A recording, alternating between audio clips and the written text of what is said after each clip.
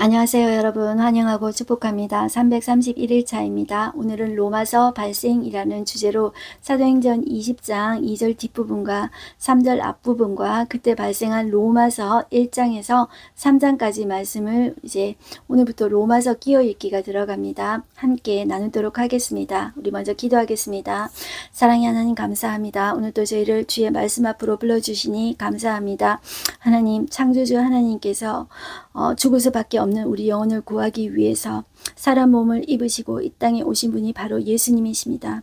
그 예수님이 우리 죄 위에 대신 죽으시고 당신의 생명을 우리 위해 주셨습니다. 그러기에 우리 안에 예수 생명이 있으며 그 때문에 우리가 오늘을 살아도 예수 생명으로 살아갈 수가 있는 것입니다. 바울은 예수님을 죽이고 교회를 잔멸하려고 했던 사람입니다. 그러나 그가 예수님을 만남으로 인해서 그의 생명 조금도 아까운 것으로 여기지 않고 아낌없이 그 예수 그리스도께 드립니다. 그가 하나님 아버지 그의 생명을 아낌없이 드리는 이 수고 때문에 오늘도 우리는 바울이 쓴 이 로마서를 볼 수 있게 됩니다. 그 속에 나타난 그의 핍박을 받음에도 불구하고 얼마나 복음이 영광스럽게 드러나는지, 그가 전한 복음이 무엇이 있는지, 그가 도대체 무엇에 하나님 이렇게 드리븐 되었길래 무엇에 그렇게 이끌렸는지, 하나님 그의 생명을 조금도 아까운 것으로 여기지 않고 그가 예수님께 드렸을까, 그것을 하나님 쫓아가는 시간이 되어지기를 소망합니다. 이 시간에도 주의 성령께서 우리의 눈과 귀를 열어주시옵소서. 바울이 하나님 아버지 유대인의 가시에 흘린 피로 이 로마서를 썼다고 합니다. 하나님, 우리는 쉽게 이 글자로 쓰여진 이 로마서를 읽으면서 쉽게 어렵다고 또 판단하면서 멀리하는 것이 아니라 하나님 이 엑기스와 같은 정제된 이 성숙미가 있는 로마서의 이 말씀을 통하여서 하나님 아버지 이 작은 말이라도 우리가 이 가슴 속에 하나님의 말씀을 새기는 자 되어지게 하여 주시옵소서. 바울이 도전받았던 그 말씀, 그리고 수많은 이후의 종교개혁자들, 그리고 믿음의 사람들이 도전받았던 그 말씀을 우리가 이 말씀을 같이 읽으면서 성령 하나님의 음성을 듣는 시간 되어지기를 소망합니다. 주님, 이 시간에도 말씀하여 주시고 역사해 주십시오. 예수님의 이름으로 기도드렸습니다. 아멘. 네. 자, 우리 오늘 로마서를 함께 들어가는데요. 자, 이 바울이 3차 선교 여행 중에서 에베소에서 사역하고 있는데 고린도 교회에 문제가 일어나서 거기에 대한 답변을 쓴 것이 고린도 전서라고 제가 말씀드렸습니다. 자, 그런데 이 고린도 전서를 쓰고 나서 해결될 줄 알았는데 해결되지 않고 문제가 더 심해져 가지고 바울이 고린도에 직접 갔다 왔다 그랬습니다. 다시 오겠다고 했는데 다시 못 오고 눈물로 쓴 편지를 지도편에 줬습니다. 자, 그리고 기다리고 있는데 바울은 원래 이 에베소에 있으면서 겨울을 보내고요. 오순절까지 있으려고 생각을 했었어요. 우리가 그 다 봤는데 여러분들 생각나시는지 모르겠어요. 하여튼 겨울을 보내고 5월달까지 있으려고 생각을 했는데 에베소의 폭동이 일어나서 이제 빨리 떠나게 된 거예요. 그래서 드로아 거쳐서 마게도냐 왔는데 거기서 디도를 만난 거예요. 자, 그래서 이 디도가 바울 선생님 큰 문제 다 해결되었어요. 뒷담 약간 하지기는 하지만 그래도 괜찮아요. 이제 좀 마음 편히 가지세요. 이렇게 하고 바울이 너무 큰 위로를 받은 거예요. 그래서 고린도후서는 위로의 편지다 제가 말씀드렸는데, 자, 이렇게 쓰고 나서 이제 고린도 교회에 내려온 것입니다. 자, 그러면서 여기에서 3개월 동안 있으면서 겨울을 보내게 됩니다. 그러면서 바울은 이 정말 복음의 정수인 로마서를 쓰게 됩니다. 자, 이렇게 보시고요. 바울은 정말로 이 예수님이 유대인의 가시에 찔려서 죽었다면 바울은 유대인의 가시에 찔려서 흘린 피로 이 로마서를 썼다. 이렇게 사람들은 이렇게 이야기하더라고요. 저는 이제 그 말이 맞는 것 같아요. 그래서 이 로마서의 말이 좀 어렵고 이게 엑기스처럼 시처럼 압축되어 있어요. 그렇기 때문에 좀 어렵게 느껴지지만 이 바울이 말한 유대인은 그냥 유대인이 아니고 이 바울이 말한 이방인은 자기가 이 유대교를 넘어서 이방인에게 예수 그리스도를 증거하기 위해서 정말 피를 흘린, 정말 내가 죽어도 아깝지 않은 그 예수 그리스도를 전하기 위해서 그의 혈흔이 담겨 있는 그 말씀이다. 이렇게 생각하셔야 돼요. 그래서 우리가 율법, 할례, 고리타분해 이렇게 생각하지만 바울이 이 유대교의 산을 넘기 위해서 정말 이 피를 흘렸다. 이렇게 생각하면서 그때로 되돌아가서 생각해 보세요. 내가 유대인이라고 생각해 보세요. 내가 하나님의 증표라는 표시로 할례를 받았다. 그리고 우리는 율법을 받은 백성이야. 그러면 얼마나 이제 선민사상이 강합니까? 지금 또 유대인들은 그렇잖아요. 그런데 그 유대교를 넘는데 바울이 얼마나 고난을 받았는가. 그 피를 흘리면서 로마서를 썼다 생각하면 여러분들 조금 어려워도 마음의 문을 여시고 또 기도하시고 진리의 성령님께서 눈을 열어주시고 길을 열어주십시오. 자, 이렇게 기도하고 볼 때 참 고마운 것이 로마서입니다.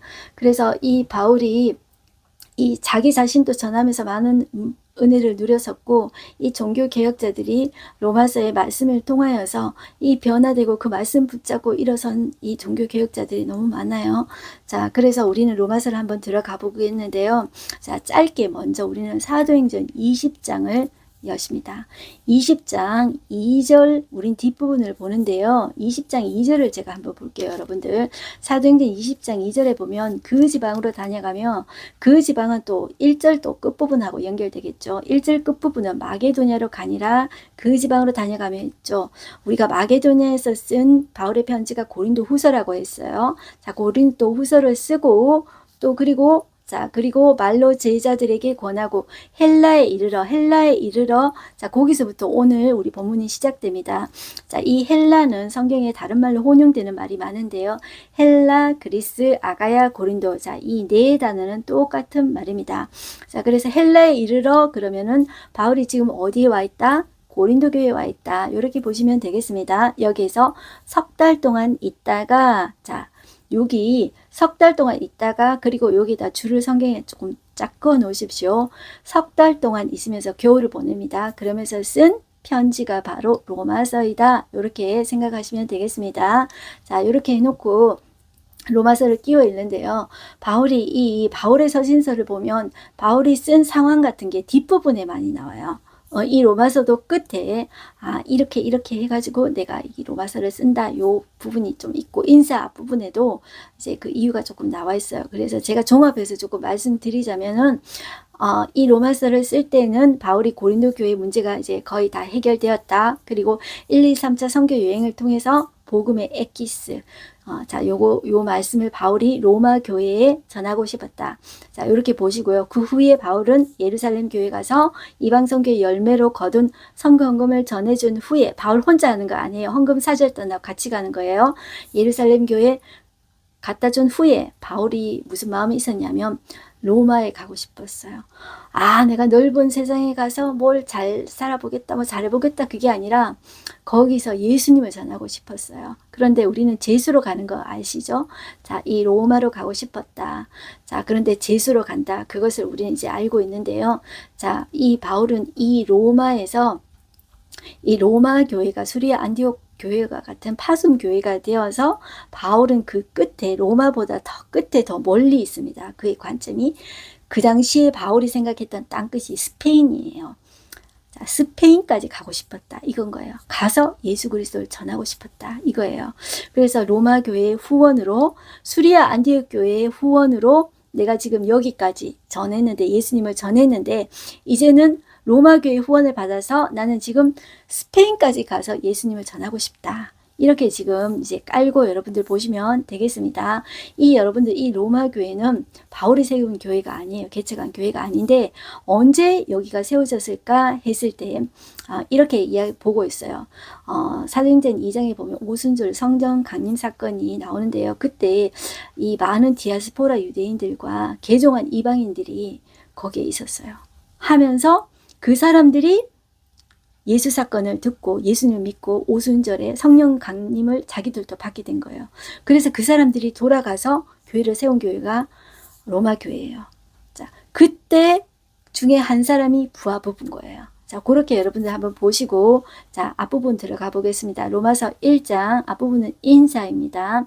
1장 1절 예수 그리스도의 종 바울은 사도로 부르심을 받아 하나님의 복음을 위하여 택정함을 입었으니, 자, 자기가 사도 된 것은 자기가 하고 싶어서 한 것이 아니라 누구로부터 부름받았어요? 하나님으로부터 부름받았고요. 나는 예수 그리스도의 종이라고 이야기하고 있습니다. 그리고 바울은 구약학자라고 여러분들 계속 보셔야 돼요. 그래서 제가 바울이 다메섹 도상에서 예수님 믿고 아라비아 강야 가서 사막 가서 3년 동안 제자 훈련 3년 한 것처럼 제자들 예수님 제자들 사도들 3년 제자 훈련한 것처럼 바울은 3년 아라비아 사막에서 구약 성경에 나타난 이 메시아가 정말 예수님이 맞는가 과 연결해서 연구했다고 그랬죠. 자, 그렇게 자, 이 구약 성경 가지고 이야기하는 거예요. 이게 되게 따분해 보일 수 있지만 여러분들 예수님이 존재가 한 번에 내가 딱 나타나가지고 내가 메시아다 이렇게 한 존재가 아니라고 보셔야 돼요. 오늘날도 여러분들 한국에도 재림예수, 자칭 재림예수 그리고 정신병원에도 그런 사람 얼마나 많은지 모릅니다. 그런데 그들과 예수님이 뭐가 다를까요? 자, 예수님은 창조 때부터 이야기한 창세기부터 끌고 와가지고 이야기를 하시는 거예요. 그가 한 표적을 보면서 그가 정말 구약에 예언한 존재가 맞는가 그것을 바울이 검증했다는 거예요. 그래서 구약 성경 가지고 이야기하는 것입니다. 자, 그래서 2절 한번 볼게요. 복음은 하나님이 선지자들을 통하여 그의 아들에 관한 성경에 미리 약속하신 것이라. 이게 뭐라고요? 구약 성경에서 나타난 존재가 바로 예수님이다. 이 이야기하고 있어요. 3절. 그의 아들에 관하여 말하면 육신으로는 다윗의 혈통에서 나셨고 성결의 영으로는 죽은 자들 가운데서 부활하사 능력으로 하나님의 아들로 선포되셨으니 곧 우리 주 예수 그리스도시라. 그로 말미암아 우리가 은혜와 사도의 직분을 받아 그의 이름을 위하여 모든 이방인 중에서 믿어 순종하게 하나니 자, 그로 말미암아 우리가 사도 직분을 받았다는 거예요. 그리고 너희도 그들 중에서 예수 그리스도 것으로 부름받은 자니라. 이게 우리의 정체성이에요. 우리는 예수 그리스도의 것이에요. 여러분들 우리는 나의 것이 아니고 우리는 세상의 것이 아니고 우리는 예수 그리스도의 것이에요. 그렇기 때문에 내 안에 예수 가치가 있어요. 창조자 하나님의 가치가 있어요. 그렇기 때문에 내가 귀한 거예요. 내가 여러분들 내 정체성이 바닥을 칠 때 내가 나를 봐도 정말 나는 너무 부족해 형편없어 그렇게 할때 내가 나를 보는 기준이 아니라 하나님 뭐라고 말하는지 아니야 너는 나의 가치야. 너 안에 나의 생명이 있어. 그렇기 때문에 너는 귀한 거야. 하나님이 이렇게 말씀해 주세요. 그래서 여러분들 내가 정말 소심해지고 힘들고 그럴 때 내가 내 자신에게 선포해 주십시오. 선포해 보십시오. 나는 내 안에 하나님의 형상이 있어. 나는 예수 그리스도의 것이야. 내가 내 영혼에게 선포해 보십시오. 자, 그리고 나는 예수 그리스도의 것으로 부르심을 받은 자예요. 나는 바울만 그런 게 아니라 나도 그래요. 이 땅에서. 자, 우리 여러분들도 같아요. 그렇게 나 자신에게 말해 보십시오. 자, 7절 로마에서 하나님의 사랑하심을 받고 성도로 부르심을 받은 모든 자에게 하나님 우리 아버지와 주 예수 그리스도로부터 은혜와 평강이 있기를 원하노라 이렇게 말하고 있습니다. 자, 바울은 바울의 로마 방문 계획에 대해서 이야기하고 있어요. 자, 9절 한번 볼게요. 내가 그의 아들의 복음 안에서 내 심령으로 섬기는 하나님이 나의 증인이 되시거니와 항상 내 기도에 쉬지 않고 너희를 말하며 바울은 항상 이 로마 교회를 위해서 기도했던 것 같아요. 그리고 10절 어떻게 하든지 이제 하나님의 뜻 안에서 너희에게로 나아갈 좋은 길 얻기를 구하노라. 바울이 뭐 네트워크가 강해가지고 알아듣기도 뭐 사람들을 통해서 로마 교회에 대한 소식을 듣기도 했지만 아마 부하 부부를 통해서 듣지 않았을까 이런 생각이 듭니다. 자, 그리고 바울이 로마 교회에 가고 싶은 것은 바울이 이렇게 정리한 구약 성경에서 정리한 이 예수 그리스도 메시아 이것을 이제 그 로마 교회에서는 모르잖아요. 로마 교회는 오순절 성령 강림 때 그때 한 그거밖에 모르잖아요. 그러니까 이 바울은 자기가 이 정리한 예수 그리스도 이것을 말하고 싶었던 거예요. 그러니까 믿음이 견고하게 되는 것은 여러분들 내가 경험하는 것일 뿐만 아니라 여러분들 말씀에 두 대를 둬야 돼요. 그래서 이 바울은 말씀 가지고 그죠? 내가 너희를 견고하게 하고 싶다. 이걸 이야기하고 있어요. 그래서 11절 내가 너희 보기를 간절히 원하는 것은 어떤 신령한 은사를 너희에게 나누어 주어 너희를 견고하게 하려 함이다. 이렇게 이야기하고 있습니다. 자, 그리고 13절 형제들아 내가 여러 번 너희에게 가고자 한 것은 너희가 모르기를 원치 아니하노니 이는 너희 중에서도 다른 이방인 중에서와 같이 열매를 맺게 하려 함이로되 지금까지 길이 막혔도다. 자, 지금까지 길이 막혔는데 내가 여러 번 가고 싶었어. 그 이야기를 하고 있습니다. 그러면서 14절 보시면 헬라인이나 야만인이나 자, 여기 헬라인은 어떤 사람이냐면 그리스의 언어, 그리스 헬라 같은 말입니다. 여러분들 언어, 문화, 교육을 받아들이는 다양한 국적을 가진 사람들을 말해요. 그래서 헬라인 그러면 이방인 대표다 이렇게 보시면 돼요. 자, 바울은 헬라인이나 야만인이나 지혜 있는 자나 어리석은 자에게 다 내가 빚진 자라 이렇게 이야기해요. 그러므로 나는 할 수 있는 대로 로마에 있는 너희에게도 복음 전하기를 원하노라 이렇게 말하고 있습니다. 이방선교의 그릇으로 자기가 이제 부르심을 받았기 때문에 빚진 자라고 이야기하고 있죠. 자, 그리고 16절부터 17절은 이 로마서의 주제 성경 구절입니다. 그래서 바울은 16절에서 내가 복음을 부끄러워하지 아니하노니 이 복음은 모든 믿는 자에게 구원을 주시는 하나님의 능력이 됨이라. 먼저는 유대인에게요 그리고 헬라인에게로다. 자, 이렇게 하나님의 능력이라는 것이죠. 복음이 하나님의 능력이에요. 예수 그리스도 창조자 하나님이 이 땅에 내려오셨잖아요. 죄인처럼 죽으셨잖아요. 그리고 생명 주셨잖아요. 이게 하나님의 능력이에요. 능력. 그리고 이것이 먼저는 유대인이고 그리고 헬라인 이방인에게다. 자, 17절 복음에는 하나님의 의가 나타나서 우리에는 여러분들 의가 없어요. 자, 그 다음에 죄에 대해서 나올 텐데 복음에는 하나님의 의가 나서 믿음으로 믿음에 이르게 하다니. 자, 하나님의 의가 예수 그리스도예요. 믿음에서 믿음으로 이르게 하라니 기록된 바 오직 의인은 믿음으로 말미암아 살리라 함과 같으니라. 이 사실을 믿음으로 말미암아 우리는 살게 되는 거예요.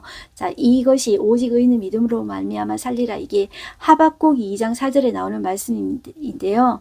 이것을 바울이 붙잡은 거예요. 이것을 후에 종교 개혁자들이 붙잡은 거예요. 이 하박국이 이 바벨론이 침입하는 것을 보고 이 하나님, 이 도대체 하나님 이거 어찌 된 것입니까?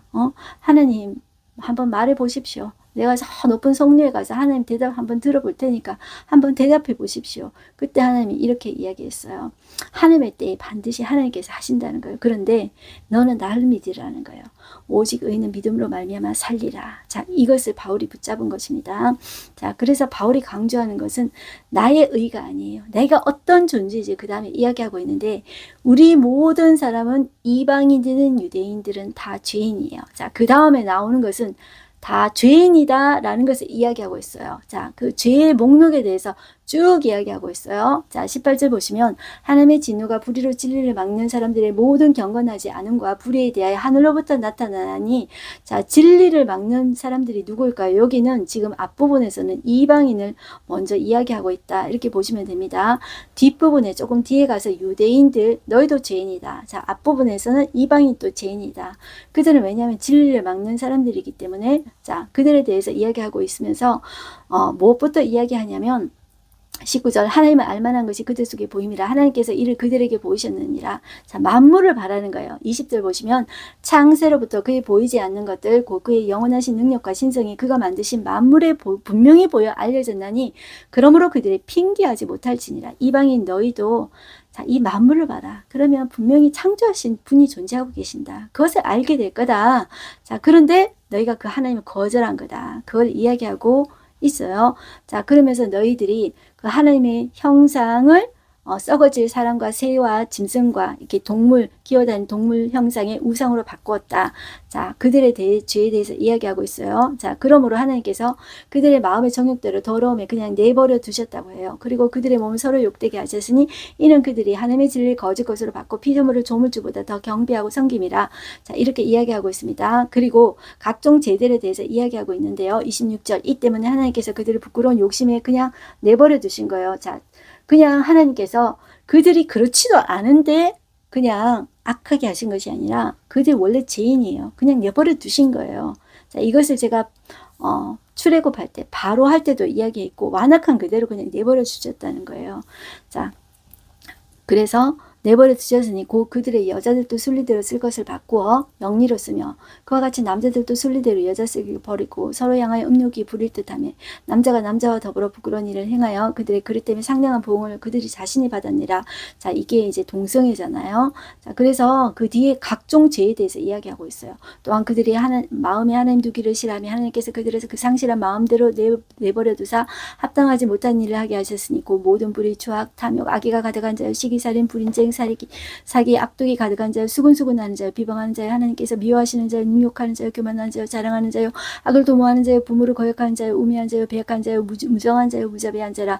그들이 이 같은 일을 행하는 자는 사형에 해당한다고 하나님께서 정하심을 알고도 자기들만 행할 뿐 아니라 또한 그런 일을 행하는 자들을 옳다 하느니라. 자, 이런 이방인들의 죄에 대해서 이야기하고 있고, 죄의 결과는 무엇을 받습니까? 우리는 심판을 받는다는 것을 압니다. 그러면 2장에 오면, 그러면 이방인들만 죄인이냐? 유대인들 너희도 죄인이다. 그것을 2장에서 이야기하고 있어요. 자, 로마서 2장 1절에서 3장 8절까지 유대인들 너희도 죄인이다. 그걸 이야기하고 있어요. 그래서 제가 구체적으로 하지는 못하고요. 쭉 연결해서 유대인도 죄인임을 이야기하고 있다. 이렇게 보시면 되겠습니다. 그리고 이제 율법 없는 이방인들은 그러면 어떻게 해야지? 그랬을 때 양심이, 자신의 양심이 증거가 된다. 너희를 이제 죄를 정한다. 이렇게 말하고 있습니다. 자, 그리고 이 유대인에 대해서 조금 더 구체적으로 바울은 이야기하고 있어요. 자, 유대인도 죄인인데, 자, 너희들의 자랑이, 유대인의 자랑은 여러분들 그들의 하나님의 백성이라는 징표가 할례입니다. 그래서 할례 받죠. 그리고 그들이 이제 모세를 통해서 율법을 받았죠. 그래서 우리는 하나님의 백성입니다. 우리는 태어나면서부터 우리는 하나님의 백성이다. 자기들 의롭다 생각하는 거예요. 할례 받지 못한 백성, 이방인이 죄인이다. 이렇게 생각하는 거죠. 자기들은 태어나면서 하나님의 백성이기 때문에 구원받은 사람이라고 유대인들은 생각하고 있어요. 자, 그런데 바울이 조금 더 이제 구체적으로 이야기하는데 한번 보실까요? 17절, 유대인이라 불리는 네가 율법을 의지하며 하나님을 자랑하며 율법의 교훈을 받아 하나님의 뜻을 알고 지극히 선한 것을 분별하며 맹인의 길을 인도하는 자의 어둠에 있는 자의 빛이요 율법에 있는 지식과 진리의 모분을 가진 자로서 어리석은 자의 교사요 어린아이 선생이라고 스스로 믿으니 너희들 그렇게 스스로 믿지. 그런데 말이야. 근데 네가 다른 사람을 가르치면서 네 자신 가르치지 않느냐? 도둑질 하지 말라 하면서 니는 도둑질하냐? 간음하지 말라 하면서 네가 간음하느냐? 그리고 신전 물건을 도둑질하느냐? 네가 율법을 자랑하면서 네가 율법을 범하면서 하나님을 욕되게 하느냐? 자, 이렇게 이야기해요. 그러면서 네가 율법을 행하면 할례가 유익하나 만일 율법을 범하면 네 할례는 무할례가 된다. 이거 왜 자꾸 그럴까요? 그것 가지고 이방인들 자꾸 정죄하잖아요. 자, 그래서 바울이 비교하고 있어요. 그런데 말이야, 너 이제 한번 생각해봐. 만약에 무할례자가 율법을 온전히 지킨다고 생각해봐. 그러면 율법과 조문을 가지고 무할례자가 율법을 지키면 그 과연 누가 할례자인 거야? 자, 그렇게 이야기하는 거예요. 그래서 28절 한번 보실까요? 무릇 표면적 유대인이 아니요. 그러니까 겉으로 네가 할례 받았다 유대인이 아니야. 표면적 육신의 할례가 아니니라. 자, 이게 구약에 이런 말이 여러분들 에스겔에서 하고 예레미야에 나와요. 이제 새 언약의 사람들은 그 할례를 어디에 받냐면 마음에 내가 두겠다. 마음의 할례를 행하겠다. 이게 나오거든요. 예수님도 그런 이야기를 하시거든요.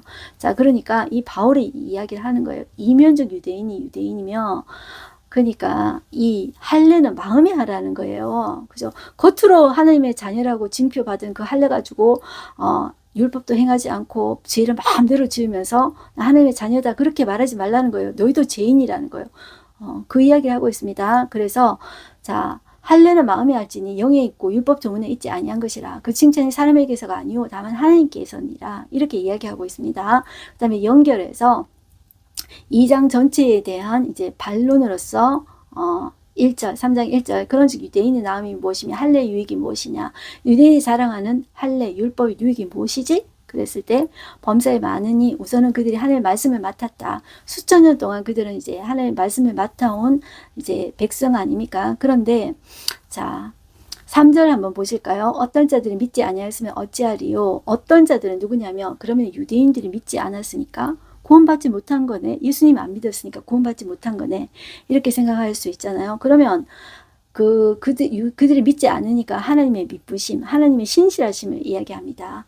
그러면 그들이 하나님 백성 아닌데 그러면은 그게 없어지나? 그러면 유대인들 그거 만들지를 말든지 뭐 이런 식으로까지 갈 수가 있는 것이죠.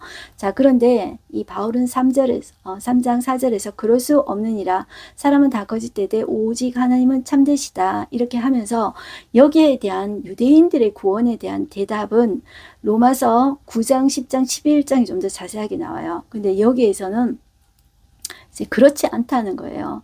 하나님의 미쁘심은 한마디로 말하면 이제 하나님의 때가 있어요. 유대인들이 이방인의 수가 차기까지 식이 나게 해서 나중에 그들이 돌아오게 하는 것이 하나님의 뜻이 있다. 이렇게 이제 보시면 되겠어요.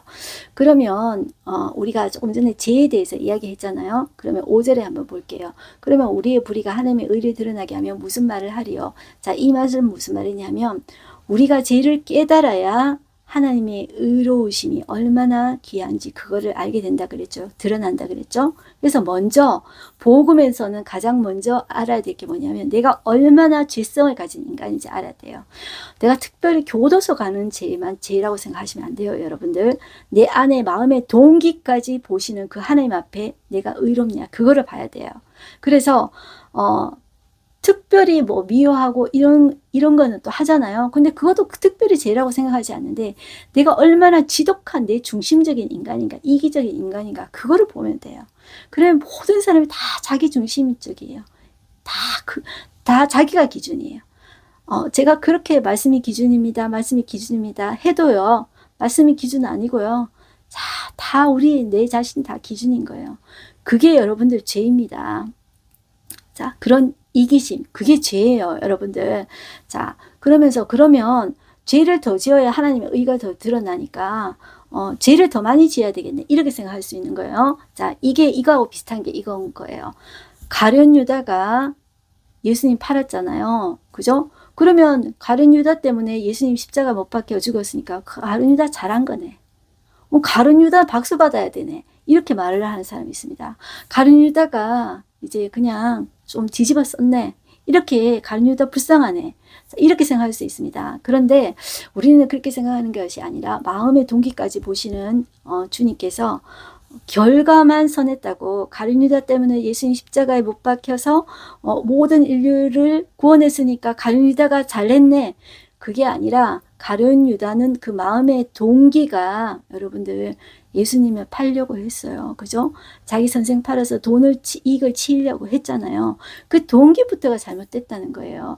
그거를 봐야지 우리가 하나님께서 그 악을 선으로 이루셔가지고 인류를 구원하신데 이루신 그 하나님의 역사 그거를 있잖아요. 이렇게 무시하면 안 돼요. 그래서 우리가 죄가 드러나야 하나님의 의가 드러난다며. 그러니까 죄를 더 지어야 되겠네. 그건 아닌 거예요. 그러니까 가룟 유다 같은 사람들을 합리화시키고 그러면 안 되는 거예요. 자, 그래서 8절 그와 연결해서 하는 게 8절이에요. 또는 그러면 선을 이루기 위하여 악을 행하자 하지 않겠느냐. 어떤 이들이 이렇게 비방하여 우리가 이런 말을 한다고 하니 그들은 정죄받는 것이 마땅하니라. 자, 우리가 그러니까 이제 악을 행하자, 은혜 받기 위해서 악을 더 행하자 그렇게 한다는 거예요. 바울한테 그들은 비판받아야 마땅하다. 정죄받는 것이 마땅하다. 중상모략, 그 중상모략이다. 이렇게 이야기해요. 자, 그러면서 우리는 다 죄 아래 있다. 이렇게 이야기합니다. 9절 보실게요. 그러면 어떠하냐? 우리는 나으냐? 결코 아니라. 유대인이나 헬라인이나 다 죄 아래 있다고 우리가 이미 선언하였느니라. 자, 요것이 바울이 말씀하고 싶어 하는 것이라는 거예요. 자, 그러면서 20절 보실게요. 그러므로 율법의 행위로 그의 앞에 의롭다 하시면 얻을 육체가 없다니 율법으로는 죄를 깨달음이니라. 자, 여기에서 이게 결론이에요. 유대인 또 죄인이고 이방인 또 죄인이고 이게 결론이에요. 그런데 21절부터가 반전이에요.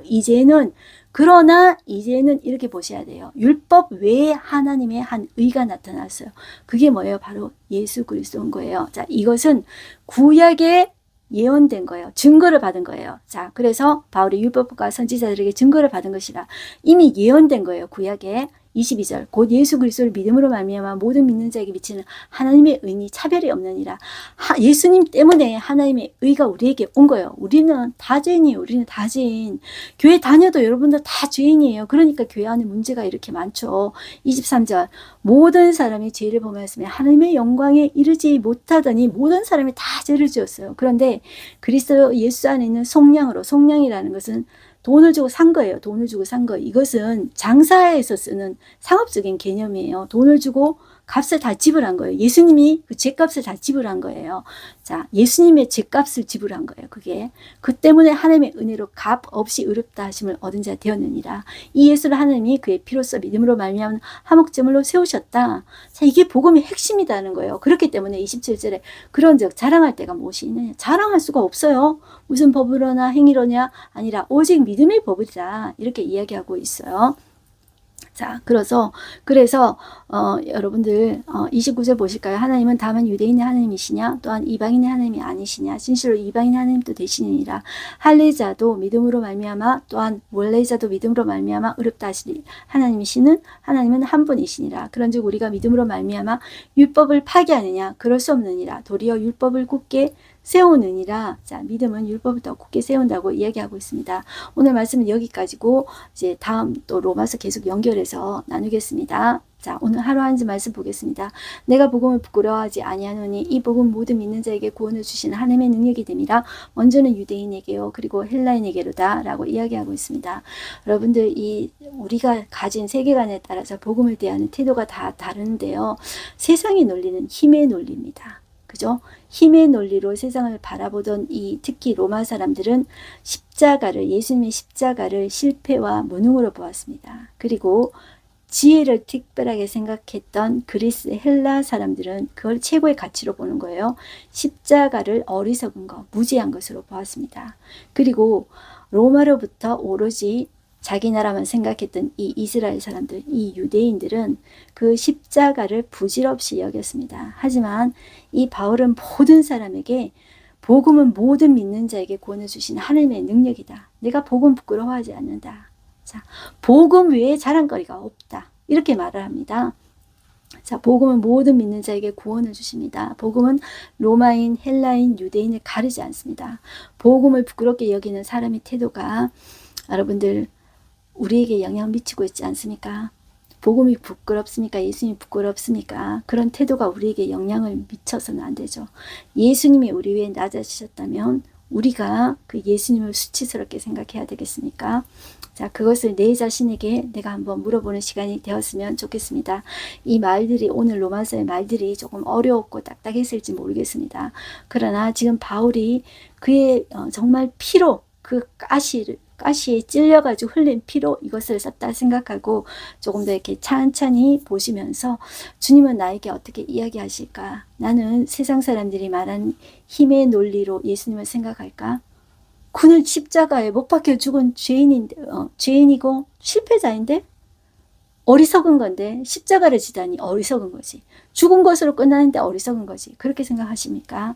다시 한 번 더 생각해 보십시오. 여러분들 이제 제가 일부러 나는 예수님 믿는데 왜 흔들지? 그게 아니라 내 믿음이 바로 서 있나 이 로마서를 보면서 다시 한 번 더 점검해 보는 시간이 되었으면 좋겠습니다. 기도하겠습니다. 하나님 아버지 감사합니다. 바울이 전한 복음 이제 그는 그리스도 예수를 위하여 비전에 처할 줄도 알고 어떠한 형편에도 처할 줄 알고 그의 생명을 귀한 것으로 여기지 않는 사람이 되었습니다. 그 복음을 부끄러워하지 않습니다. 사람들이 복음을 부끄러워하고 수치스럽게 생각하든 어찌 되었든지 간에 그가 예수 그리스도를 만났기 때문입니다. 그 예수님은 창조주이신데 우리에게 생명 주시러 이 낮고 천한 우리 세상에 오신 그분이십니다. 하나님 그분을 생각할 때 우리가 하나님 아버지 우리에게 당한 그 고난과 어려움을 이겨낼 수 있을 줄 믿습니다. 하나님 상황에 좌절하지 말고 예수 그리스도를 믿음으로 말미암아 승리하는 자 되어지게 하여 주시옵소서. 오직 의인은 믿음으로 말미암아 살리라고 했습니다. 그것을 내 영혼에 깊이 새기고 오늘도 믿음으로 살아내는 우리 되게 하여 주시옵소서. 예수님의 이름으로 기도드렸습니다. 아멘. 여러분들 하나님의 자녀로 승리하십시오. 화이팅입니다.